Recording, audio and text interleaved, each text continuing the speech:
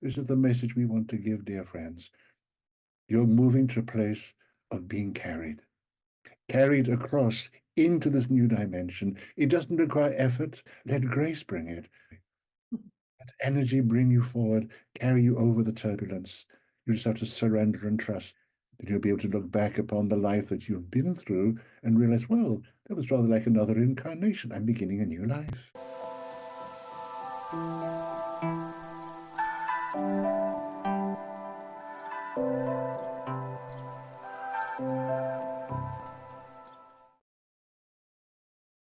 I've arrived. Good. Here I am. Oh, hello, hello, hello. How are you? I'm very well, very well. Yeah, yeah, I'm okay. I'm okay. Surviving this extraordinary period Oh, well, gosh, no, tell me about it. the whole 3D life has just been extraordinary. I mean, it's It's exhausting, isn't it? exhausting, a real rite of passage. Yes. Yeah. Yeah, yeah, yeah, yeah. But no, basically, I'm well. I'm positive. I feel excited a little bit about what's coming. I don't know what it is all exactly about. Yeah, I'm feeling basically I'm happy. Yeah. And Weibel's very much in demand at the moment, which is nice. He's really a hot ticket. And So he's, what's going to happen now with this meeting, this podcast? What's I know, well, it's just for people because, our story goes back quite a long way. So I was really curious to explore that for other people to understand, how it is that I came to be fascinated with direct voice channeling because you were the first. oh really? Oh right, Yeah, okay. yeah, you were the first. You were recommended by a friend of mine. This is back in the 90. I mean, I don't remember exactly what year it was, and it was A 90 something. long time ago, I'd forgotten Yeah, that. God, because you were still living in, was it Sloane London Square? Square. Wow, that's yonks ago. Yeah, yeah, I know exactly. I mean, because I'd never seen direct voice channeling previously, I was as interested in watching you become somebody else as I Yeah. was in the message. Because at that time, the last time we had an online meeting, I didn't notice the difference quite so much. I don't think it is so much now. I think we've kind of married our energies a bit more together after 20,000 sessions or something. So I Yeah. think, yeah, Yes. So then it was extraordinary because your whole face changed. yeah, yeah, yeah, And you suddenly developed these sort of high cheekbones, and I don't know, it was fascinating. I was riveted, but also I was really taken with the warmth and the pure sort of love frequency that was coming through the words. So that's uh, still that's still there. Yeah. yes, yes, yes, and that's what made me want to revisit. Actually, I know it was a long time after the fact, but when we last spoke, it was because I wanted to know whether that thing that was said had actually come true. I don't know if you remember. I'm sure you Yeah. don't, because you've seen so many people. But White Bull said to me he wasn't going to tell me what it was I was going to end up doing because I wouldn't believe it. And then so I decided to come back to you last year Yeah. to see whether I was actually doing that thing, and it turns out that I am.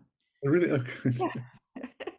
Because I do sound therapy with gongs and singing bowls and voice Oh, and stuff like that now, and I suppose it's true. I probably wouldn't have, well, it would have changed my path. I yeah, don't yeah. if I'd been told it, whereas I had to follow my instincts, I Yeah. had to follow the guidance to get where I am now. And it has been an extraordinary journey and quite a challenging one as well. But Working with sound, what a wonderful thing to do. And I love that vibration thing. Yeah. yes, yes, it's a bit addictive actually once you get. I can imagine I can be quite addictive. If I had a bigger room here, I'd probably having those things here as well, but there's just isn't rooms. Yes. Okay. So let's talk a little bit about being a trance channel, and what that actually means to you. Because obviously it's different from other forms of channeling, and it's something that is quite it makes an impression on people. So what's it like for you being a channel? How does it affect you physically, mentally, and whatever? Well, it's changed in the last 40 years. When I first started, it was a very strange thing for me because I was a total skeptic. I didn't believe in these things at all, but suddenly it came into my life, and I just knew deep down this is what I'd come here to do. And over a period of time, I surrendered to it. Still, sometimes I fight with it even. Sounds a bit strange. Mm. Um, Physically, well, as you experienced when you saw me the first time, um, I feel it's like somebody's taken a bicycle pump to my body and pumped it up, pumped out the space. And I think, fortunately, they've never deflated me because I put on quite a lot of weight. So I'm permanently inflated to do this work. Oh, that's And funny. I feel this energy, uh, and then the voice comes out. But of course, it's required to be, shall we say, taking more care of myself because is rather like an athlete. Can't just go out and to the discos every night. He has to maintain a certain kind of discipline, to remain healthy and strong, to be able to run his race. So what has changed in my life is this, and it's so normal for me now, but just an awareness that I have to keep myself always in that state of readiness. I don't want to use too big a word, but kind of clarity, purity, whatever, that when Weibo comes, I'm in the right condition for it. It's changed a little bit now that I'm actually living in the Netherlands and I'm working most days. Before I was living here, I was living in France, in my little French cottage. And I'd have maybe 2 weeks there not doing anything. And then suddenly one day I'd be doing the washing up or cooking, and the energy was there. Oh, that's funny. Oh, hello, white ball. And I was kind of plugged in at that moment. And Oh, exactly the same time, my hosts in Holland were going to say, oh, white balls arrived. They would feel the energy change at exactly the same time. oh, oh, that's amazing. So white ball sort of announced himself, get ready, guys, I'm on my way. So it's kind of a universal energy in a way. Kind of universally. I mean, I can't say, people ask me who is white ball. I can't really say what he is. Mm. I prefer to say the name represents a level of consciousness rather than thinking this is an Indian that lived on the plains of North America who's coming into me. So Yes. the name is just an energy or frequency which has a name white ball, but he's not talking about powwows and wampum beads. He's talking about things completely different to what you expect a Native American to talk about.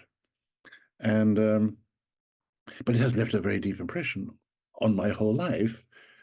But I'm so used to it, I'm not even aware really that it's happened. It's just normal for me now to be in this state. And actually, in a way, one is never off duty. One is always in that kind of poise, ready for him to come, to be of service when the time happens.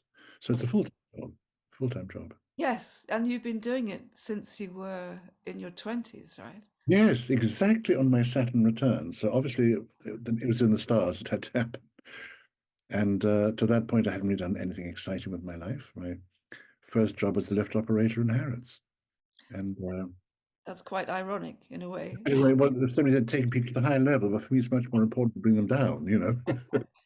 I think in that sense, Whiteball's quite good because he's really grounded. He's very down to earth. He doesn't leave people floating in air. He's quite an immediate presence. He's not talking from a higher place. So it's like talking to a grandfather or a favorite uncle or Yeah, something. it's exactly like that. And that's why Whiteball's loved so much by a lot of people, Yeah, because it yeah. gives a feeling of comfort and safety, that embracing of love. And the people can be themselves with him, which maybe they can't with anybody else. These people say sometimes, this is the first time I felt truly seen. Yes. Beyond all people's faults, he just sees people as love, and he's totally without judgment, of course, which is wonderful. Because somebody asked me the other day, what are the qualities that needed to do the work that I'm doing? I think one of the things is, although I said about myself to have no judgment, Mm. there's always the risk with what I'm doing. If you haven't done your own stuff, it could color the message of Whiteboard. Even I think my connection with him is strong. And so I think got to have no judgment at all, because through Weibull you may be hearing things that are, to another person might be quite shocking. But Mm. I'm really non-judgmental myself. I hope. Yes. Well, I Uh, imagine having done it most of your life, you probably have been quite good at practicing that. yeah, I'm putting myself on one side. I think one has to be willing to put oneself completely on one side, have no sense of self-importance. Yeah. So No, agreed. And I mean, that's important, I think, for all sorts of spiritual work. I mean, I have to do it for what I do also. yeah, of course. When Yeah, you're working with sound, it's a powerful carrier of energy. So if you're not clean, your absolutely. energy's not clean, Exactly. you risk You'll be passing that on to yeah, someone else without their knowing. yeah, yeah. Yeah, so that's Well, yeah. So in a way, what it's done for me, I haven't. Perhaps I'm rather lazy anyway, but just doing that work without having to do anything else, that in a way has been my development. My yes. development has come through doing the work, not because I'm meditating for hours a day or anything like that. Mm. I haven't done a workshop in my life. And I Wow. can, I mean, it's quite a commitment from such a young age, though. I mean, you must yeah, have yeah, yeah, yeah, yeah, you yeah. agreed to do it before you came into this life. I must have because I knew so immediately this is what I've come here to do. Mm. And of course, there are expectations in my family to be a doctor like my father and play rugby for Scotland, but that was never going to happen. I can't catch a ball to save my life, and I think that of blood, so I was going to be a disappointment immediately. Do you still visit Scotland at all? Actually, I've started going to give retreats. I'm with a friend. We lead retreats up in the Oh, north. of England. Yeah, yeah. But I identify very much as a Scot. I mean, when I go to Scotland, every cell in my body is dancing a Highland jig. But does your accent come back? I've never had an accent actually. Oh, okay. Oh, Yeah, yeah, I've never had one. Yeah, yeah, yeah. that's really I think um, my father might have had an accent. I was quite young when he died. He'd lived in Scotland most of his life. interesting. But no, I've never had an accent. So That's probably quite fortunate under the circumstances. I mean, if you're speaking to people from all around the world. I do sessions all over the world to all kinds of people, so they need to be able to understand me or Yes. what I'm saying anyway. Yeah. And interestingly, I find he's far more articulate than I am. He uses all my passive knowledge of language. I find myself more and more inarticulate in expressing myself, but he's got a far broader vocabulary than me. So Oh, that's interesting. very interesting, very interesting. Yeah, yeah, yeah. Maybe he's learning English separately from me. I don't know, but anyway, Oh. he's. I'm amazed when I hear the recordings. Why, Paul? My God, you express yourself well, man. Why can't I speak like that? Because he doesn't have to think. This is the great thing also about he doesn't have to think. I mean, you'll hear me probably when I listen to this recording. I'll be going, He never has to go, He doesn't think. Well, it just flows, doesn't it? He It's just, really, it's just conscious expressing itself, and conscious yeah, doesn't exactly. have to think. Yeah, yeah. Yeah. I read on your website that at the beginning you were a little bit like it was a bit like an arranged marriage or something. You were a bit reluctant. Yeah, yeah, yeah, yeah, yeah. Yeah, it was because I mean I just wasn't into this kind of thing. I mean, still, I did a group session a few weeks ago, and I said to the group there, if any of you are very skeptic, don't worry, because I am, and I wouldn't be sitting where you are for anything. This wouldn't be my scene at all. And they kind of a big, massive sigh of relief because a lot of them it was their first time. Mm. Yeah, so I hope it's. I don't think I'm unhealthy in my skepticism or my awareness of the responsibility in this kind of work that there's no halfway to do it. You've got to be absolutely pure with it. I believe and true with it. And well, there's a lot around that is not sort of resonant for me at all. So Mm. Yeah, I agree. And I was thinking about your what you said about this the skepticism, and I think in a way it's probably a good thing because in that sense you're not too gullible. not at all. Well, I say that I don't think I'm gullible. No, but I mean because being a as you said, I think it's a rational skeptic. I think you Yeah, yeah. said that word. If you weren't, you might be too keen to latch onto something or assume something that isn't necessarily the case. But being rational and skeptical means that you're probably more likely to question. I don't go with any fads or anything like that. I'm quite sort of square in that sense. Yeah, yeah, yeah. But it's been an interesting life, certainly, and I'm very grateful. I mean, I'd probably still be as lift operator in Harrods if I hadn't. So, is there anyone else in your family who shares this kind of gift, or is it exclusively yours? Well, my father was a doctor, a GP, and he was quite clairvoyant in terms of diagnosis. Hmm. And my sister was a physiotherapist, and she was also quite clairvoyant. She was always proving the doctors wrong, much to the irritation. She had intuitive sense. So intuition has definitely been in the family. And I'm just doing it in a bit more extreme way, which has been a challenge for them. But no, I think it's a little bit in the family, but I'm the first one to do it like this. And I read about your grandfather and you had some really strong connections to Tibet and Tibet and Bhutan and all of these areas. yes, yes, Well, from a young age. Yeah, my grandfather, he was a missionary and Church of Scotland missionary, and apparently he was a good mind reader too. He was a little bit psychic, although he would never have openly Mm. um, about it as a man of the kirk, as a Yes. minister. But there is, I think, there's it's kind of in my DNA, I believe that sensitivity is there, and of course, like a lot of, shall we say, high sensitive people like us, Mm. uh, this puts us already outside the mold of the family expectations. We already become a little bit Yes. the black sheep of the family, some colored sheep of the family, or an outsider, or Yeah. and The that's square peg in the round hole sort of thing. Yeah. Yeah, that's interesting, that what one. I have. I used to dread family reunions when I was younger. I hated it. I felt so foreign and intimidated. Yeah. It's as if you've been dropped there from somewhere else. Yes. So landed in this strange tribe who speak another language. But at the same time, I'm immensely proud of my family background and my connections through my grandfather. He's my inspiration. I think he wasn't a doctor, was he? He was sent off to India in 1889 to the Himalayas, Thanks. waged war against heathendom. Uh, but actually, he very quickly changed, and well, he was known there as the modern apostle of love. His name was John. He just had this extraordinary personality that warmed everybody, all religions. In fact, the last thing he wrote before he died was a pamphlet called Stray Thoughts on the Possibility of a Universal Religion and How It Could Be Taught in Schools. Oh, When that's contemporaries was absolutely outraged. They were horrified that Dr. Graham was writing this kind of stuff. And but he went. His main work became he was living in the area of where the tea plantations are near Darjeeling. mm.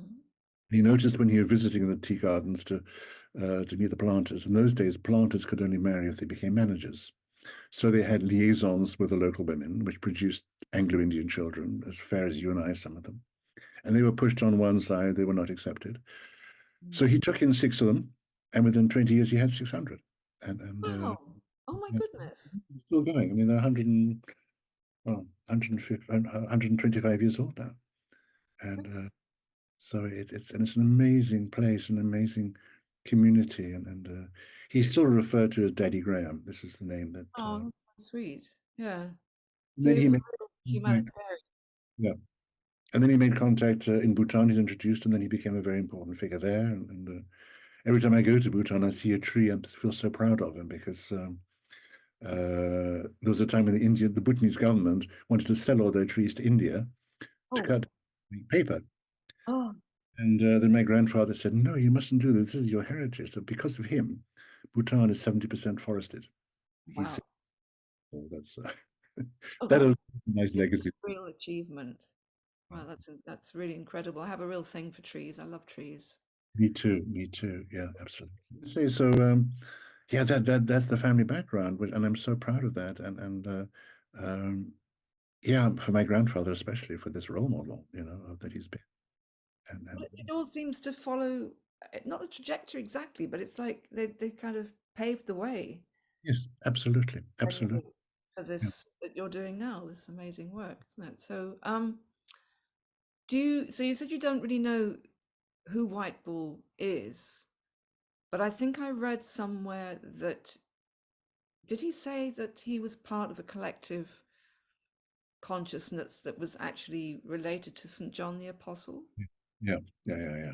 I mean, the story I was given when he first came, because I think at that point my ego needed to have a sense this was something separate from me, because Mm. and what I received was that he had been a Lakota, an Oglala Sioux, and at the same time as I started the session with the group where I was, somebody else was channeling Red Cloud, the chief of the Sioux. Mm. And as I said to Red Cloud, what can you tell me about White Bull? And Red Cloud simply said, what we couldn't change, we accepted. That's all you can say about White Bull.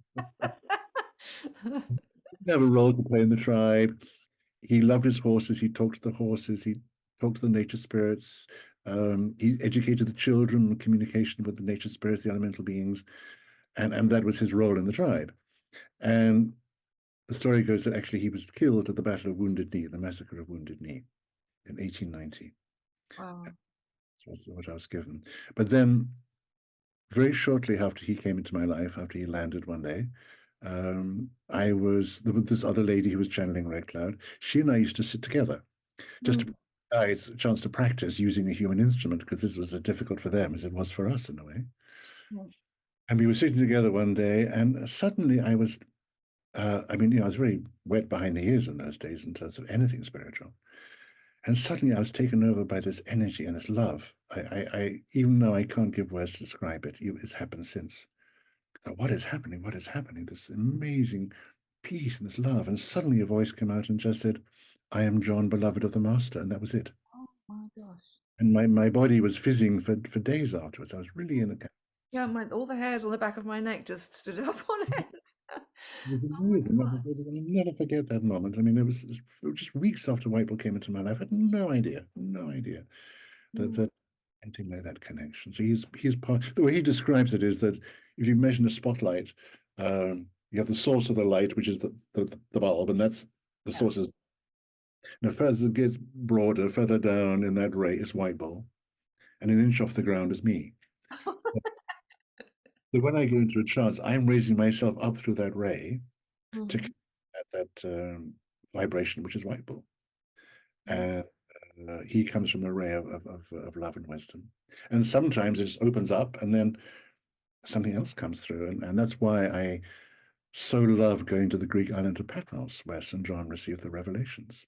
And Yes, you do retreats there as well, I think. yeah, and that's such a wonderful experience. The island's energy is amazing. Sometimes I meet groups at the harbor, they step off the ferry and they say, Ian, where have you brought us? It's like walking to an energy field just when you step off the ferry. So I do retreats there every year, and I Oh, love sounds it. amazing. It's amazing. It's amazing. Yeah, I'm gonna have to come. I'm gonna You have to. must, you Yeah, must come. I will. Really, so beautiful. And there's some places that they're not tourists, not touristy places which are associated with St. John. One where he used to baptize people, and the peace there is just you could eat it. It's so tangible. Um, Yeah. So there's that connection with St. John, and of course, my grandfather was John, and he was John Graham, and so I think there's some kind of link even through him to the spirit of St. John. it all made sense to me when I was reading it on your website. Yeah, it just feels really kind of whole. Yeah, yeah, yeah. The thing is that when that energy comes, it's always unexpected. It always blows me away as surprise because it's. I mean, who am I to be allowing this energy and carrying this energy? Yeah, I it's a even had an extraordinary experience in a friend's garden we were talking about, and I looked at the ground. Suddenly, I saw these sandals, ah, and I didn't see anything else but the feet and sandals, like you'd see in Middle Ages or even 2,000 years ago. Those kind of rough sandals. I thought, my God, John's feet or something like that. It was bizarre. It was just the disembodied feet and no body. separated from everything else. That's really strange. Yeah. But it's yeah. So I feel very honored and I love that energy so much. It's It's very interesting to me, how I think, I mean, it's probably a lot to do with my own awareness of this kind of practice, I suppose, but I just find it fascinating that this sort of otherworldly activity is still also part of being a human, yes.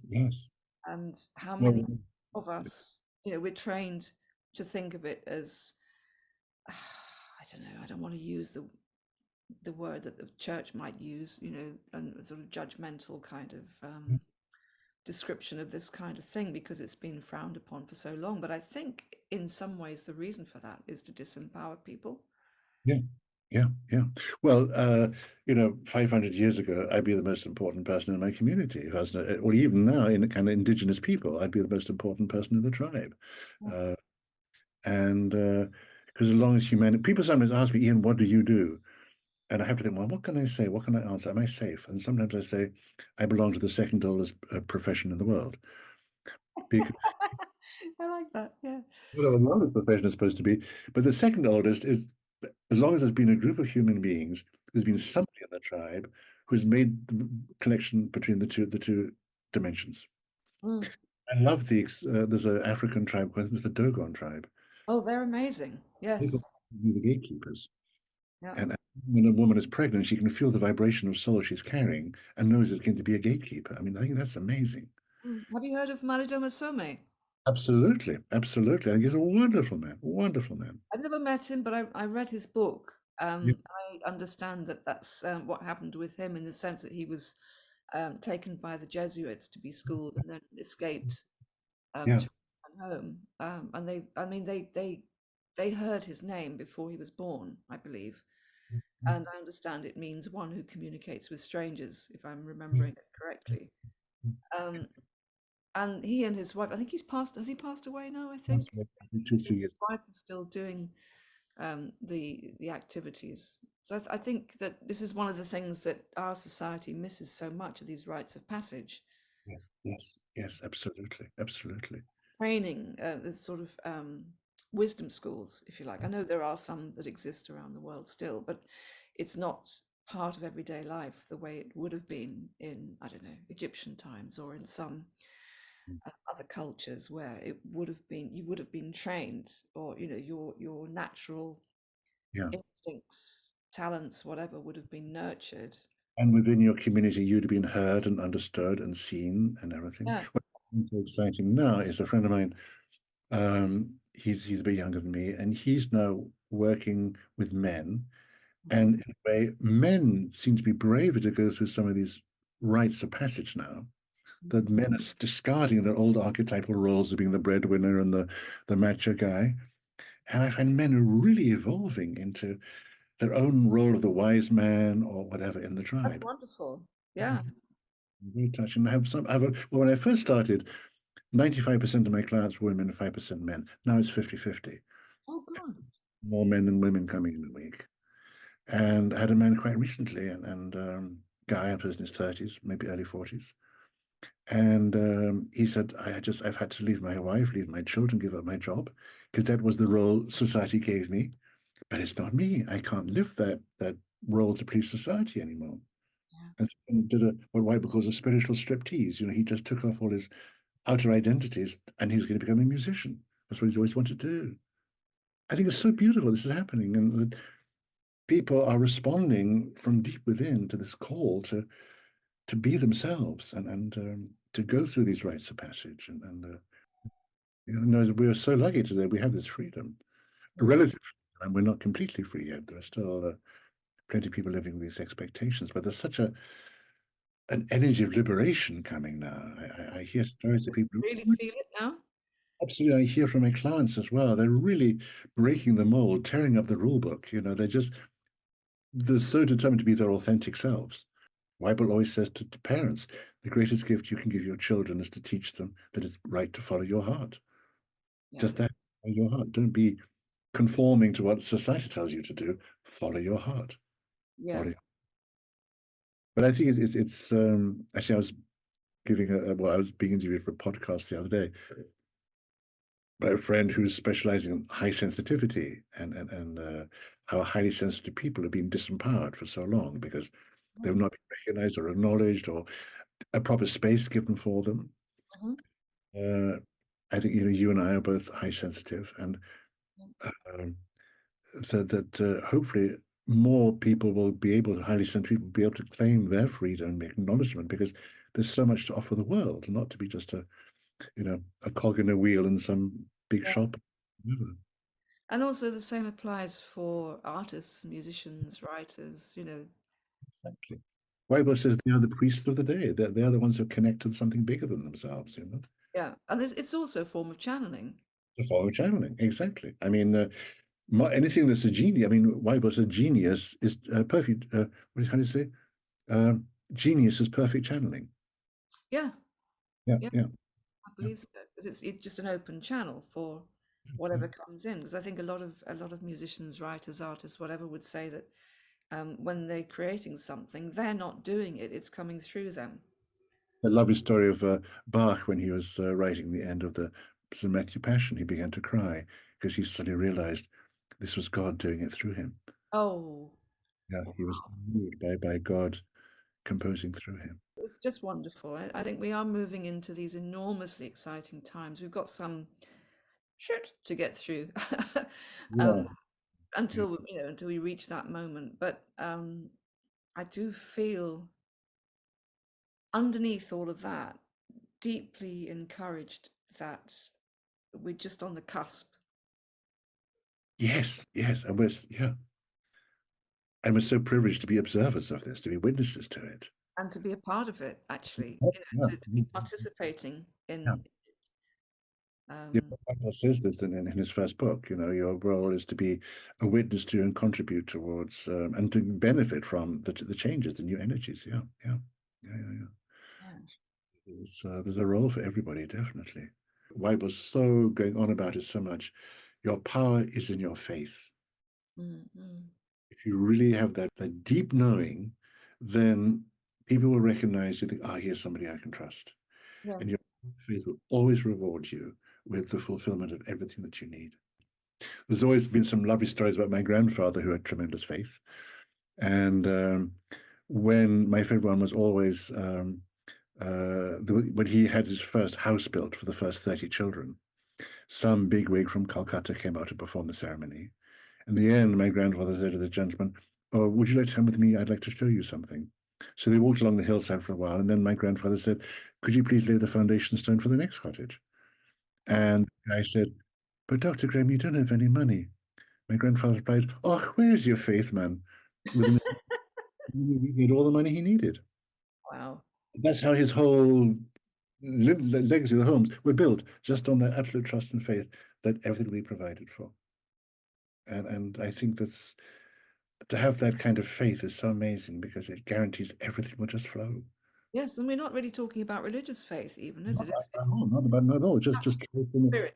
in a generous existence and in yeah, a deep knowing that everything is provided. Yeah. Yeah. Amazing. Greatest power we can have is that faith and communicate it to others, not by saying anything, not by preaching, but just we carry it in our space, in our energy. It's a vibration on its own that Mm. empowers other people.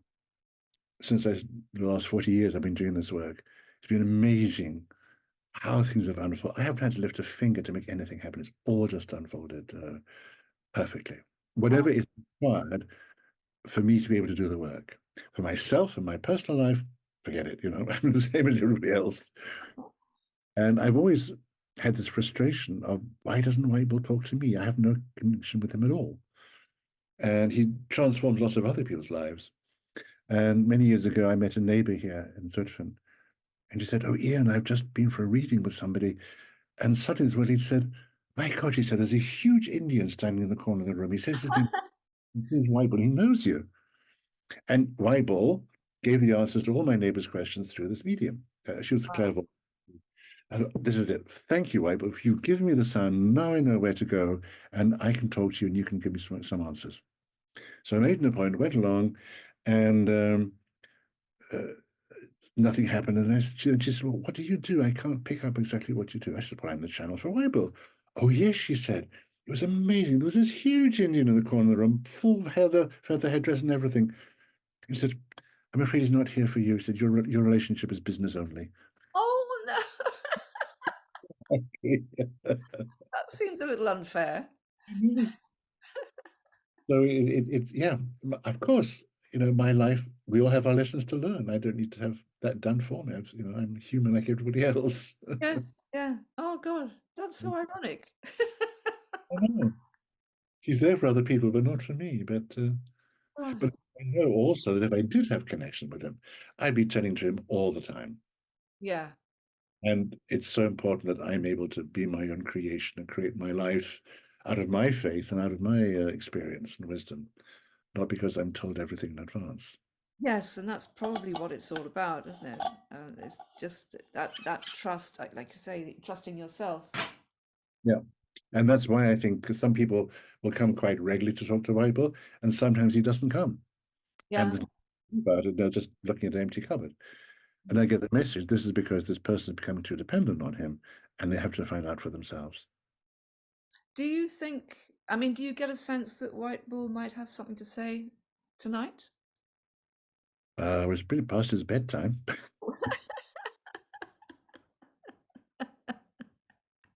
We could have a try. We could have a try. And it's interesting. one of the conditions I made when he first came, that he must never come uninvited. He'll only come when he's invited, because I don't want to be a party piece where suddenly he appears out of nowhere and people have a nice time and disappears. Well, fair enough. Absolutely stuck to that.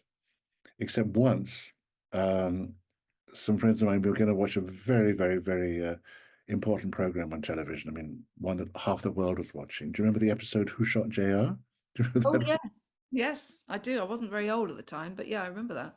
We all gathered around the television, and the television didn't work. It had been working Oh, perfectly, but nothing, absolute blank. And then I felt this energy coming. I thought, I'm sorry, guys, but yeah, something's happening. I think Whitehall wants to come and speak.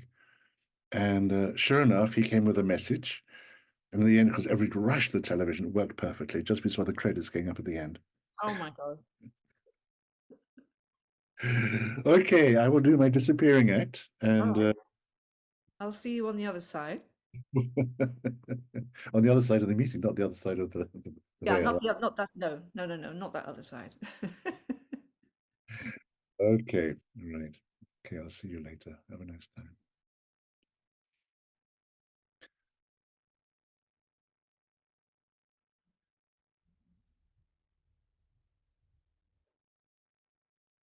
Dear friend, a very warm welcome to you.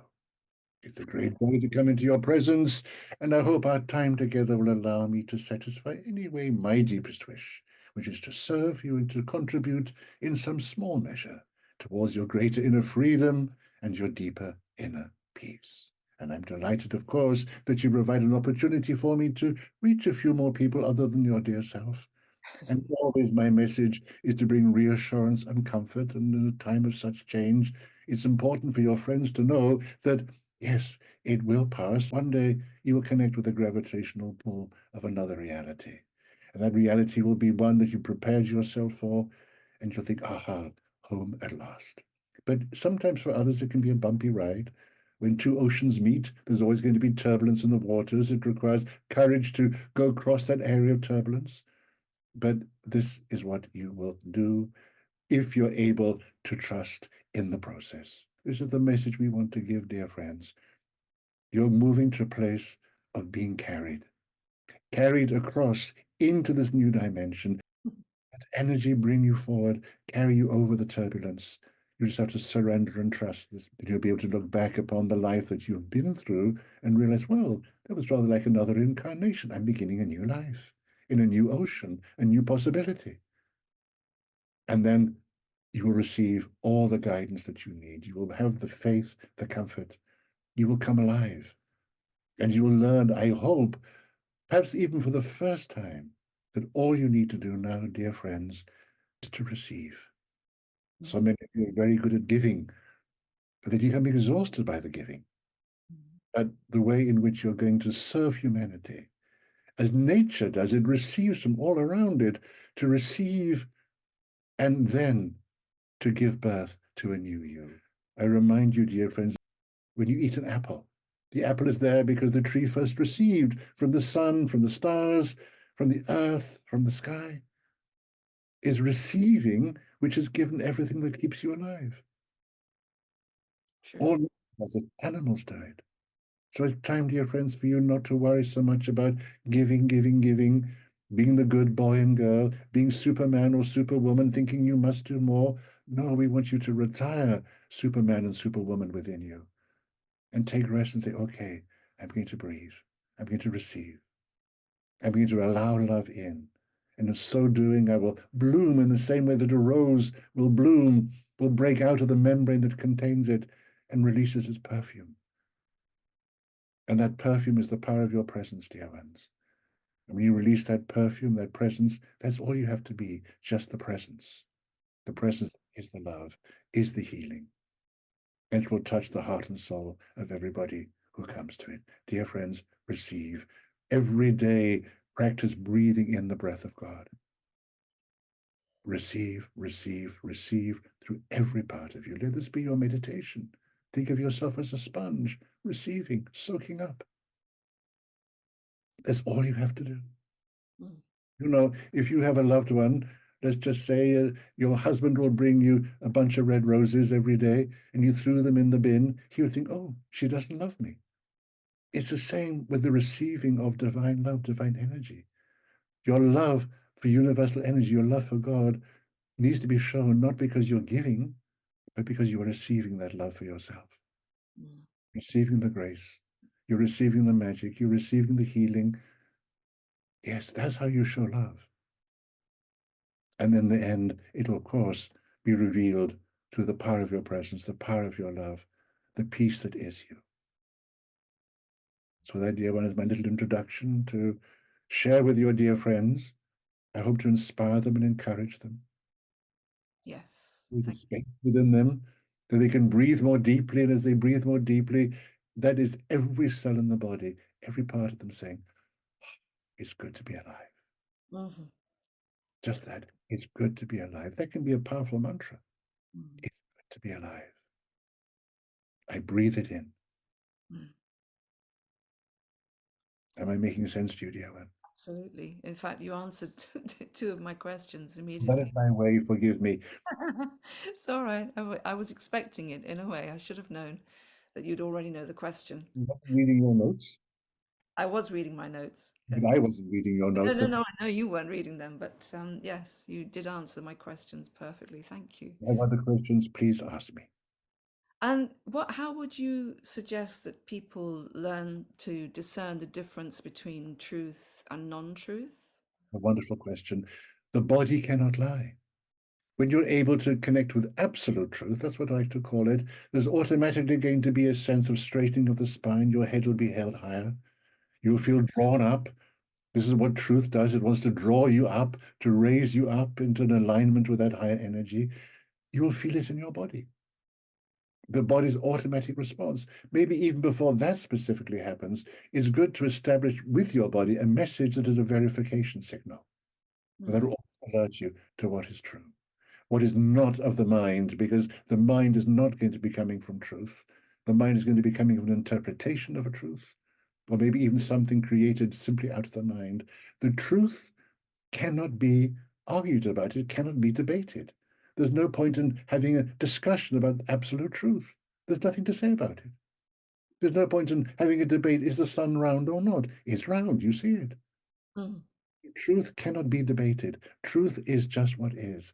And truth uplifts and truth liberates. It is mm. always said the truth will set you free. And you mentioned a verification signal. Yes. Well, it could be you get an itch or a twitch or a muscle spasm or something like that. Right. The simplest one is, well, maybe when people are younger and they were unhappy, the parent would say, chin up, chin up. Mm, I don't know what they were saying, but when your chin is held high, you naturally bring yourself into an alignment. that's true.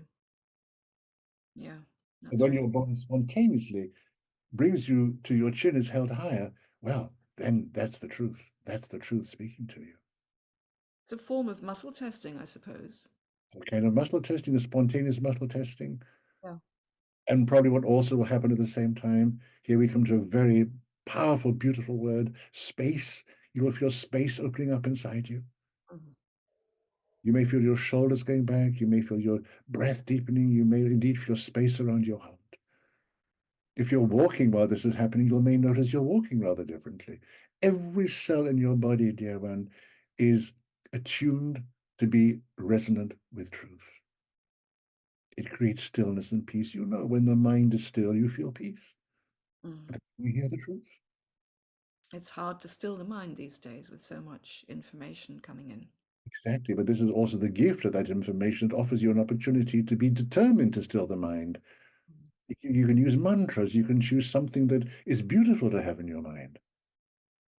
Have a beautiful memory mm, and be very selective about what you absorb. Sometimes it's easy to get a little bit addicted to absorbing knowledge and information, but that's only to satisfy the mind. yes, true. You want to empty your mind that you can hear the inner voice. That's the voice of truth, the still small voice within. And how do you, because you know many people have an internal dialogue. Not everyone is aware of what it is that they're saying to themselves. How would you suggest people learn to hear that dialogue that they're having with themselves instead of allowing it to run rampant. It hasn't happened yet. What we would love would be somebody to create some kind of printer attached to your brain. At the end of every day, it prints out all your thoughts that day. That would be amazing. They've had to be cut down to allow your thoughts to be printed of that day. And you think, I've thought that 100 times. I only had to think of it once. I'm making a little bit of a joke out of it, but it's just about being aware, Mm, listen, listening, mm, being present. When you're really present, well, then the mind becomes quiet anyway, because there's no space for it in presence to make a noise. There's just the voice of truth. But it is really just about being aware. mm. Just time, even a few minutes each day, listening to your voice. But the funny thing is, the moment you listen to your voice, it becomes silent. That's Like true. waiting for a bus, perhaps. The moment you're waiting for a bus, there's no bus coming. And what would you recommend in terms of helping people, especially those people who live in cities, in terms of connecting to nature? Because, obviously we've become very separate, at least we appear to be, even though we know that's not actually the case. But I think it's more important than ever that people do find that reconnection. Absolutely. We would love it if all of our sensitive friends could have a reason to leave the cities, the big towns, because it's very unhealthy for you. Not only because of the lack of nature, but because of the intensity of human thought. Yeah. You worry about the pollution coming from your cars, but it's even worse, the pollution that comes from human thought. Yes. If you were to look into your sky and see the clouds of rain that would come, if you looked in another eye, you would see all the clouds of human thought that precipitate down into the hearts and minds of vulnerable people. And you wonder why there's crime, why there's anger. But these people are absorbing it into them and acting it out. It's not really theirs, but Yeah. it comes into them because they're vulnerable. So it's so important that people will create a space for themselves to visit nature as often as possible, or even just to watch it on their television, on their computers. Mm. Yes, Have that's true. playing always in the background of your home birdsong, Mm. the dawn chorus. As a background to your morning when you wake up, you play the dawn chorus. Yeah, great idea. Something like that to bring you in touch with the beauty and the beautiful sounds of nature. Mm. That'll quieten the mind. What can be more beautiful than to spend a few minutes as you wake up every morning listening to the dawn chorus, even in the depths of winter? Yes, I agree. But also, dear one, there's another important element here, and that is that it's rather like when something comes from outer space towards your planet, it burns up when it makes contact with the Earth's atmosphere. So it is when you are able to really release that perfume I've talked about, Mm. perfume of the rose, then it's like something will come towards you in your planet, in your nature, in your cities, and it can't come. You're just neutralized when it makes contact with your atmosphere. Mm. So the more you can contain yourself within this energy of peace and radiance, you are not going to be touched by the distortions of life in a city. This is the fearless, radiant heart that you talk about. That I talk about, yes, and it's a very good idea for your friends to just reflect upon how would life change if I had a fearless, radiant heart? Yeah. What would I have to let go of? What beliefs would I have to let go of about myself? Mm. What space would I have to clear for myself? Again, we come back to the word space. Mm. And to make as much possible, even in your own home, however small it is, to create a sacred space, your own temple. Yes. Just the word by itself, space, oh, is such a delicious word, such a delicious word, such a delicious frequency. Mm. Space. Oh, let it be a quiet mantra to yourself, space.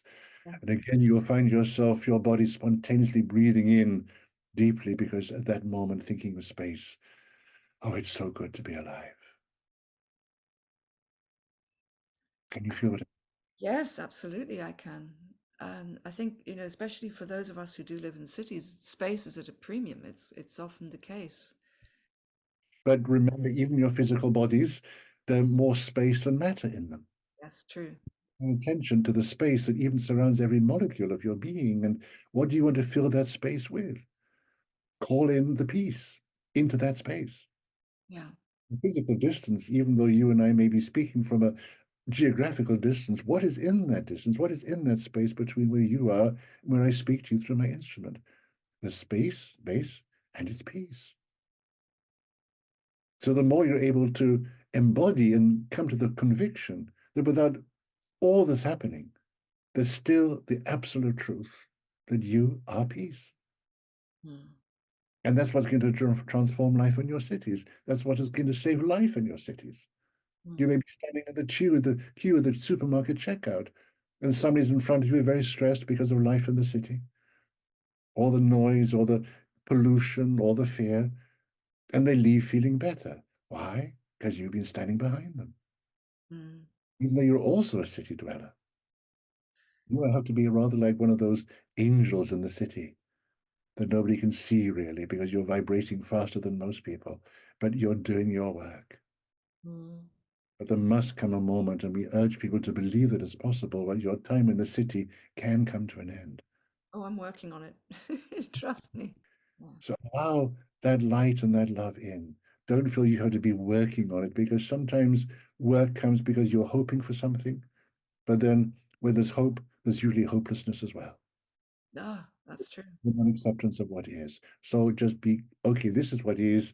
I call upon the grace of the highest in my absolute faith to create a reality for me that represents freedom. Even just that one word freedom, that's a good place to start too. What does freedom mean to you? How would it look? How would it feel? What little step can you take today to Mm. get that sense of freedom? Maybe it's to go for a walk in nature. Hmm. Start little. You don't need to have your castle in the country manifesting immediately. Maybe not what you want, but start, build up. Feed the soul. This is the challenge also for my dear friends of city tellers. It's very easy to neglect this rich diet the soul needs. Yes. You're feeling overpressed by the city. Ask yourself, what is my soul hungry for? Feed your soul, feed your inner life. It will sustain you, even in the darkest energies of a city. If you're strong in that inner life, well, as the saying goes, as God is for you, nothing can be against you. Lovely. That's beautiful. Am I making sense to you, dear one? Pardon? Am I making sense? Do my words Yes. resonate? Yes, yes, thank you. Yes, absolutely. Very brave of all my friends living in cities to be where you are. We honor you. We thank you for the work that you're doing in the cities. Never think that your being there is not being in the right place, that you're not accomplishing anything. Just as you are, in that simplicity, in that honesty, with the fearless, radiant heart, with the radiance of the perfume of the rose, you're doing so much which you're never going to know about. Yeah, I agree. I've often wondered about that. Even the people who walk past the house where you live, Mm. they're getting something Mm. from the energy within. There's a vortex here also, apparently. Yes, of course, of course. So you are a little bit that light point. If you were to see a photograph of your beloved planet taken from space at night, and you would see all the areas of dense population because you'd be able to detect where the lights are. Mm. But for us, when we would view this, the brightest lights we see are in the emptiest parts of the planet, is where the yogis are living in their caves, in total isolation, never seeing another human being, but praying, meditating. These have been the brightest lights upon the planet. But now something is changing. And we're seeing other lights appearing even in the cities. And this is where dear souls like you are living, doing your work, living your life of service, committing yourself to truth. And those lights become stronger, and those lights are transforming your community. Mm. And of course, birds, animals, creatures, they have this naturally. I mean, not Yeah, to say that human beings don't, but I think it obviously the animal doesn't reflect, it doesn't think about its light, it just it is. doesn't think. Yeah. It is. Mm. It's not watching the clock to see what time it has to get home. Mm. If you walk in nature and a bird flies from the tree, it's not because it's getting frightened of being late for an appointment. So Yeah. if there's nature near you, be in that nature. Find a nice tree stump to sit on. Mm. And immediately you'll have a wonderful audience. All the elemental beings, the nature spirits, the birds, the insects, they'll all be there waiting for what you're going to say. Maybe you will say nothing. Maybe a sound will come out. As I'm Wow. sure you know, the beloved Saint Franciscus, St. Francis, he practiced his sermons on the birds. Wow. So you could all, anybody listening, can take up your place in the forest, sitting on a tree stump, and just wait and see what voice in me wants to come out now. What am I here to say? Maybe it'll start as a sound, one word, Or and a song. you're going to get a standing ovation from the elemental beings anyway, just because you are there. But it doesn't you have to do something, but just be there, thinking, okay, I'm here as a presence, Mm. and I listen, and I'm with these invisible beings, and I'm prepared now to give voice to what is within me, whatever way I can. And I if you're not literally sitting on a tree stump, do it in your imagination. Have a photograph of a forest with a tree stump and put yourself there. Create your own inner garden, your own inner forest, with all the sounds you can visualize, with the river, the trees, the smells. Create your own inner garden, your own inner forest, whatever it is, whatever image feeds your soul. Nature feeds the soul, beauty feeds the soul. Mm. Feed your soul, and you won't feel so deprived as you might do now because there's nothing in your environment that excites or thrills you. This is something that I do quite often in my sound sessions, is guided nature-based meditations. Wonderful. What a wonderful job you do then, dear one. Oh, I love it. I love it. Yeah. So they're often quite mystical. Yes, well, you are a mystic, so that follows. Yeah, I love doing that. Yes. I'd like to ask you something personal, if I may. Try me. What is it like to come through a physical vessel? How is it, how does it feel to express yourself through? Of course, I have chosen rather well an instrument who puts up no resistance to it, who allows it. It requires me to, in a way, step down to my own vibration. I think if I was fully in my fullest vibration, probably it would blow my instrument away. He wouldn't be able to carry it. So we have to dilute a little bit our own frequency to match. But we also see in him there's a natural, spontaneous raising of his energy. So we meet in the middle. And then when I'm coming into my instrument, then I blend with his own energy. I blend with his heart. I blend with also the wisdom he has within him because he has to be something in him, some raw materials in him for me to be able to use as well. True. In that sense, our partnership is evolving because, yes, he has grown, of course, in the many moons since I started working through him. So we become a double act in that sense. I have to say, as a double act, I give myself all the best lines. Yes, I like that. Yes. And then when I withdraw from him, I return to nothing. If you were to arrive in heaven and ask, where's White Bull, they wouldn't know who you're talking about. White Bull? What's White Bull? Right. White Bull's an identity I adopt for the sake of politeness, in a sense, to be able to give people a name to refer to. But when I leave my instrument, I'm no longer White Bull. I return to spirit. That's very interesting. So you return, hey, I don't want to use the word void because it seems like it's a sort of slightly scary thing to think about, but Beautiful, dear, and I can really recommend it. so it's like a formless Well, consciousness you I come from. did. Isn't it? When sometimes we will adopt an identity out of politeness, when friends leave their physical bodies, they will recognize the people who are already in spirit and they will be there as they would recognize them. But for some of us, like myself, well, we go beyond that identification with human form in a way, and we're just a frequency of vibration. Wow. Very felt. I hope you're feeling me just a little bit, that the perfume of my rose is affecting you just a little bit. Yes. But that's how we are. It is frequency, it is vibration. The essence is vibration. And how are we doing as a collective right now in terms of our frequency? You're so brave. Anyone who's incarnated at this time is so brave. It's one of the hardest times to be alive for a long time. Mm, You're welcoming into the reality of planet Earth frequencies that none of you have ever felt before, not in any incarnation. mm. all in a place without a map in a sense. And the more conscious you are, the more you will feel the difference, even from an earlier part of this lifetime. Mm. So you're so brave, so brave. Many of you have incarnated just to be witness to it. Some have come, like you, dear one, to play a part in ushering in to be a midwife for the new life on earth. It's a wonderful task that you fulfill. It's yes, I feel it, and I think many people are sort of stepping up into that kind of role. Even without having any previous belief themselves. It's just they can't stop it. Yeah, I They're agree. having ideas and beliefs that where's this come from? Mm. So they're finding they have a gift or ability to make people feel better. There's a wisdom being born, and they're finding their voice.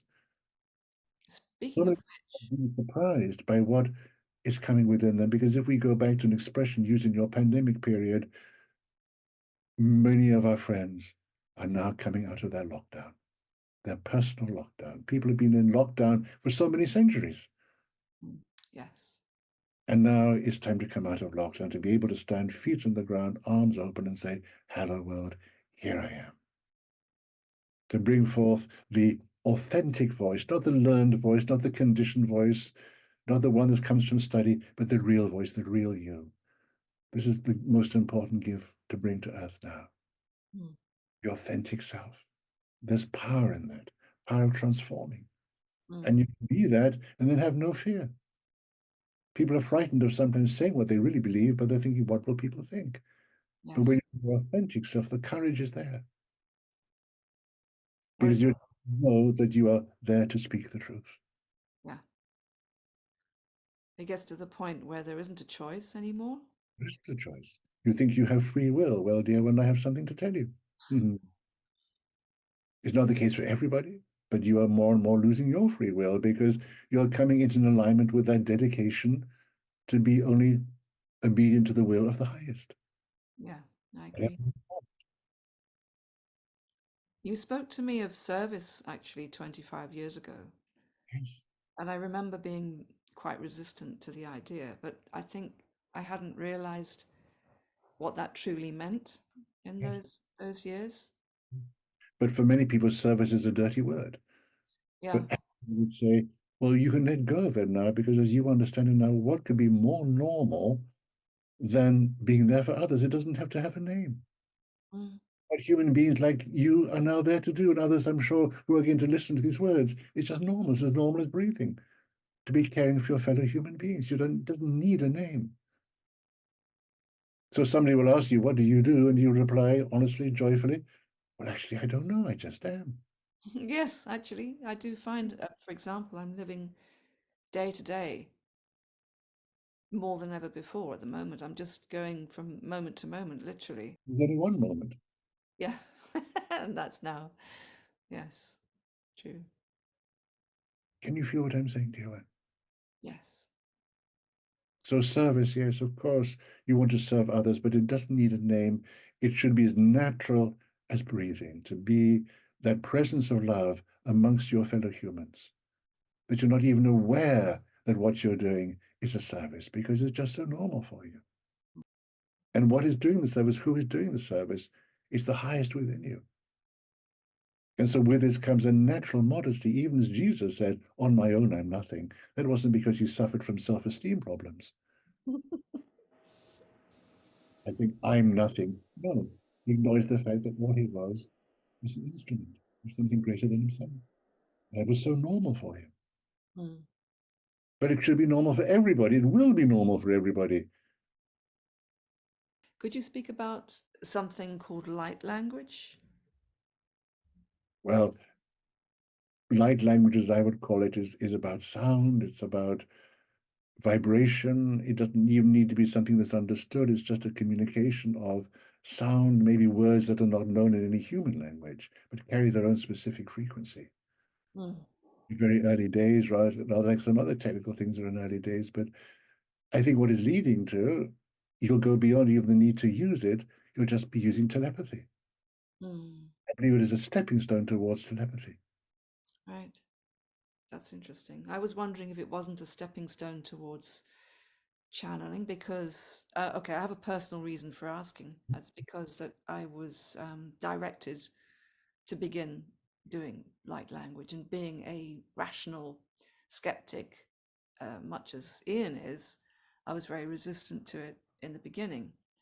And then I was told by spirit in the middle of a gong session that I should sing. Yeah. I wasn't asked, I was told. So I have been doing that.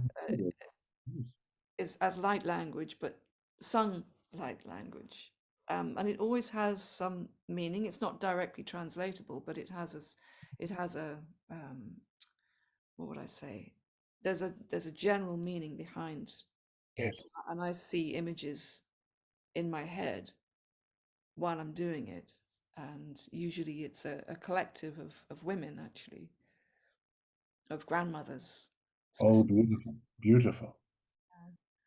So it's Yes. quite, That makes sense. This is at the moment, and I can't talk of the future because it doesn't exist yet, but at the moment, this is how you are taking a step in your own development, your own frequency, to be able to relate this light language. And it is a vibration. Every sound, as you know from your work, has its own specific vibration. And at mm, the moment, I would say, don't try to understand where it's coming from or what it is, because the moment you can understand it, as I say, it's not God. This yeah, is some special thing that's happening to you. mm, It'll be wonderful as a tool for healing, yeah, because people trying to use words, even words of wisdom, sometimes it can't be understood. So the more you can communicate in a way that the human mind can't understand, the better. mm.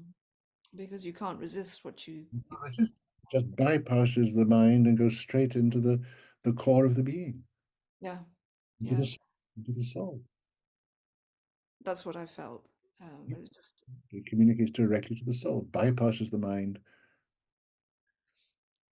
But it still, I believe that we can see it like a branch of a tree, another branch of that same tree is telepathy. mm, There has to be new ways of communicating, which is why we recommend this idea of finding a place in the forest, sitting on a log, and doing what St. Francis did in his own way, bringing out what is within you. This is coming out from within you. It's nothing that you actually thought, okay, let's try this. It was given to you. One could say you were called to do this. mm, And sometimes when a vocation comes, it can't be understood, but yeah, the truth is revealed in time. So trust it, and trust, okay, this is what I've been given to do. I will do it. I'm not going to even think about what it's leading to, but I will just obey the command, the calling. exactly. Well, it was a command, so I thought I'd better do as I was told. Exactly. You're a good girl. You do as you're told. Yeah, yeah, interesting. All right. Make it pleasurable for yourself also, dear one. Oh, it is. It Pleasure. is. Yeah, no, I do. I enjoy it. It was just I had to overcome that resistance. Of course, but you have overcome it. Yes, I have. Yeah. And this is the truth of many vocations. It asks people to overcome a resistance. It's a big hurdle. I don't know. It's, do you think? I don't think, dear one. No, sorry. All right, let me check. Let me rephrase that. Joking with you a little bit, I'm teasing you. Yes, I know that too. Are we likely to move into this healing state anytime soon? I mean, I'm talking as a collective now. You don't have a sense of time, dear one, and I wish you didn't either. Or Yeah. linear. But yes, there's a rapid acceleration. You can feel it in your bodies. You can see what's happening in the world. Mm, Where there is so much turmoil is because love brings to the surface anything unlike it. So there's a wonderful cleansing actually taking place. It's yeah. hard for mind to understand how it could be a cleansing, but so much is being drawn to the surface and been buried for centuries, generations of pain. Yes. Individuals, happening in all kinds of places and countries, nations. Mm, There's a sense of what is sustained national states as an identity is going to be dissolved, and so they're fighting to hold on to that identity. mm. It can't be held. It can't be clung to for too long. There will And be a dissolving of separations because the truth will out. yeah. And is it likely that? the balance of power is going to shift to the ordinary people. Absolutely. People power Power, yes. is beginning to happening already. Mm. It'll happen little by little, but people power, people are saying, okay, we're going to take back the power. Yeah, that's true. No powerful affirmation for anybody to make 100 times a day if necessary. I call my power back to me Yeah. because it's your life. Yeah. Slavery is real now, not in terms of being kept chained to something and being deprived of food and water. Slavery is enforced slavery to a system that slavery of this kind must end as well. Yes. All forms. All All forms. slavery, even your own individual slavery to your mind or to the propaganda of your inner judge, that's a very big one. The Yes. inner judge, a pathologically lying control freak with no sense of humor. I remember you said that to me last time It we has spoke. one desire only, which is to keep you small and to hold you in the past. That's something you can solve for yourselves. Don't be taken in by the propaganda of the inner judge. That's a good one to remember. Thank Fake news. you. It's a slave driver. It's a controlling demon Mm. that feeds off the individual to keep them small, to keep them as slaves. Mm. But, dear ones, it's just a thought. It's not real. It's just a thought. Walk through it. Maybe even imagine yourself sometimes in little exercise, imagine yourself in front of you, but what you see when you see yourself is the one possessed by the inner judge. Mm. And look at this being you recognize as yourself, and then stand very close to them, and then try to walk through them. And you are spirit, they are thought. But of course, you'll have some resistance. The inner judge is not going to give up its power like that. But look very closely at what you see in the image of the inner judge. What's it made of? Maybe it's made of paper. Mm. Light a match and burn it. Maybe it's made of ice. You can put it in the sun and melt it. Maybe it's made of stone. You can take a hammer and break it. Or maybe, and perhaps this is most beautiful, you will see this person with the inner judge, a slave to it. You'll feel such compassion for this Mm. being that you know is you, and you'll take that being in your arms and you will hold it with all the love that you can find until it simply dissolves in that embrace of love. You love it out of existence, Yeah. I like that. and then you're free. In fact, my definition of the spiritual journey that so many of my friends are on is simply the path to reclaim your innocence. That's all it is. Mm. Reclaiming innocence. Become as the animals are, I guess. Exactly, exactly. What a little child is. That's Mm. why Jesus said, unless you become as a child, you cannot enter the kingdom of heaven. You cannot live the heavenly life on earth until you realize the essential purity of you, the innocence of you. Mm. And yet we're all here to learn, right? Exactly, to learn just that you are innocent. You don't have to dress up in any kind of egoic uniform or that which is attached to a belief system. You can let it all go. Strip it all off. Spiritual striptease. Yeah. And are we, I mean, obviously this sounds like a really dumb question, but I don't judge anything, dear one. no, I know you don't. I know. I'm just thinking about the effect that all of us on our paths, doing our personal work, is having on the rest of the universe. You don't need to know. Okay, You thank just have to trust. you. Yeah. What you're doing is what you feel called to do. Let its effect be what God makes of it, if I can put it that way. How are we doing? I'm enjoying myself. Yes, is there anything else you'd like to add? Well, there's always something I want to say, dear one. I don't want to dominate the proceedings and to, yes, occupy so much of what you call time. But I just want above all to give a message of comfort, Yes, thank you. reassurance, because so many people are seeking comfort. It's all working out. There's a perfect plan unfolding, and you're a part of that plan. You're a witness to that plan. Just stay present in this moment. Don't go into the future. This is so new. It's really like landing in another planet. You don't know how anything works. Mm. You just have to look around you and be, and hopefully you'll be guided.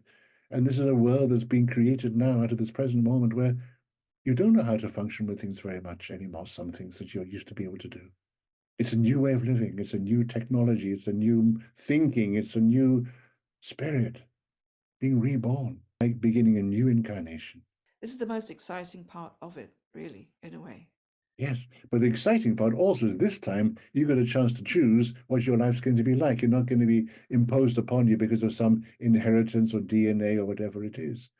Mm. You are the one who's absolutely the unique creator, born out of your highest and purest aspirations. You don't have to worry about what maybe influences are made upon you by your childhood or anything like that. That's gone. That's past. That's old news. Hmm. You start from scratch. That's quite awe-inspiring, actually. It is, but it's what creates the new world. It's what being born again is about. But you're born with the Spirit. You're born with wisdom. It's a conscious creation out of your own energy and spirit of what you as an individual can, first of all, receive for yourself. I come back to this all important message of receiving. Mm. You're a walking example of grace Mm. because you have received.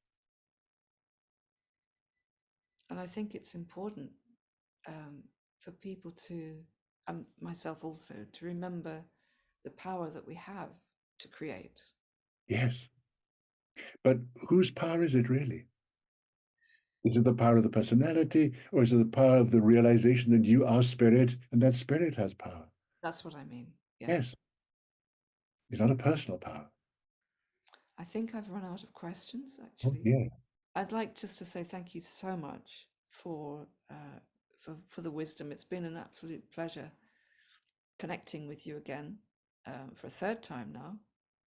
I hope this won't be the last time. I'm sure it won't be. I'm sure, dear one, that I can reassure you by saying, to some degree anyway, from now on, you're stuck with me.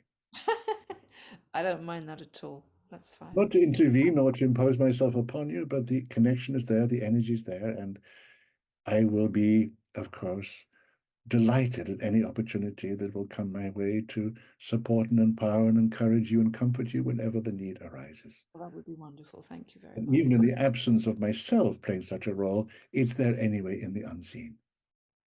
You don't need me at all, really, dear one, but I'm very happy anyway to be of service. I come to blow away the dust and the cobwebs, to remind you of the treasure that is in what you deeply know, held in your heart and soul. And thank you for that. I appreciate it very much. You, dear one, for the precious gift you bring me, not only that I can fulfill my normal function, but in this time together, that I could serve you and all who will hear this message. So I leave you. I do so with so much love from all of us. We are many, but we are one spirit only in our prayer for you, for all of you, and the vision we hold for you of you as truly free, free to live a life of everything that you wish for yourself without all restrictions, and to be able to create for yourself, above all, an everlasting peace. And that out of that peace may come an endless joy and a perfect and eternal love. To you, dear friends, I say, God be with you. Bless you.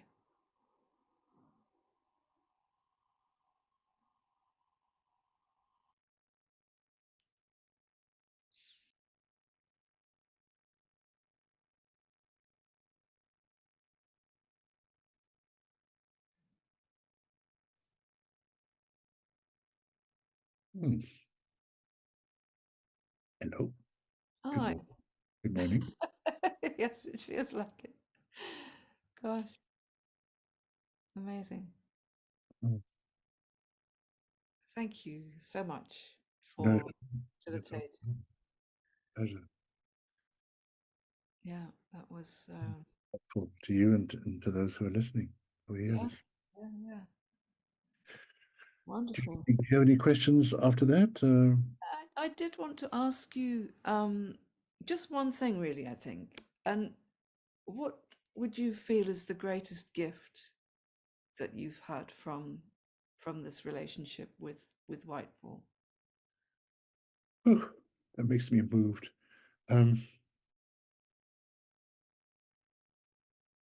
I think the deep knowing that I really am doing what I came here to do. And it has brought me such a wonderful, wonderful, wonderful set of friends. There's so much love in my life that's come from the connections I made through Wipeout. That has been such a great gift, such a great gift. I think that's it. Yeah. I mean, so many people come to Wipeout because they don't know what they're here to do. I've never had to ask myself that question. So, yeah,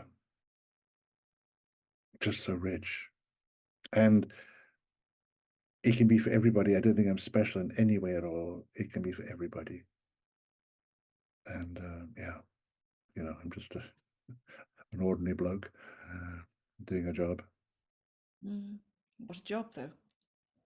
Well, the thing is, I don't really have an awareness of it. It never crosses my mind that what I'm doing is helping people. It never enters my mind. It's not me. I'm just like an empty vessel, and he's using me, a ventriloquist dummy, and and and, um, it's not right for me to take any credit at all for it because I'm just an instrument.